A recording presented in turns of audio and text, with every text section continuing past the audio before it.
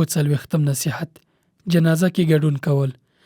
په جنازه کې برخه اخیستل ډیر ثواب لري چې په اړه د صحیح بخاری او مسلم په یو حدیث کې رسول الله صلی الله علیه وسلم فرمایلی: من شهد الجنازه حتى يصلي فله قيراط ومن شهد حتى تدفن كان له قيراطان.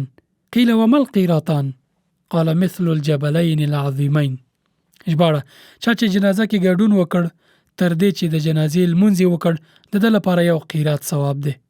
چا چې په جنازه کې د مړي تر ښخېدو ګډون وکړ د هغه لپاره بیا 2 قیراته ثواب دی.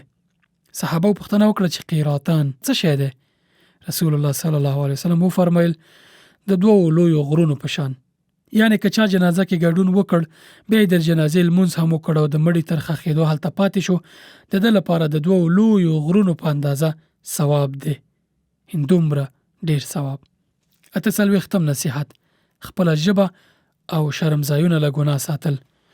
څوک چې خپل ژبه او خپل شرمځایونه له ګناه وساتي رسول الله صلی الله علیه وسلم ورته د جنت ضمانت کړی دی.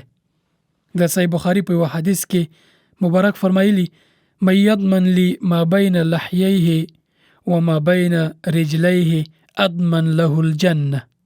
ژباړه: څوک چې ماته د هغه څه چې د ګیرې او د هغه څه چې د پښو منځ کې دي ضمانت وکړي، یعنی له ګناه څخه خوندي وساتي، زه به ورته د جنت ضمانت وکړم.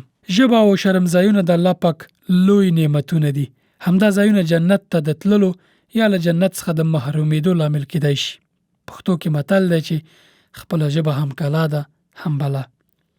څوک چې خپل ژبه له سپکو خبرو، غیبت، تهمت، قذف، دروغ او نورو ګناهونو څخه وساتي، د دې پر ځای پرې د الله پاک عبادت وکړي او د خیر خبرې پرې وکړي. او څوک چې خپل شرمځایونه له زنا او نورو فاحشو کارونو څخه خوندي وساتي او په حلاله طریقه استعمال کړي، داسې انسان ته رسول الله صلی الله علیه وسلم د جنت ضمانت کړی دی.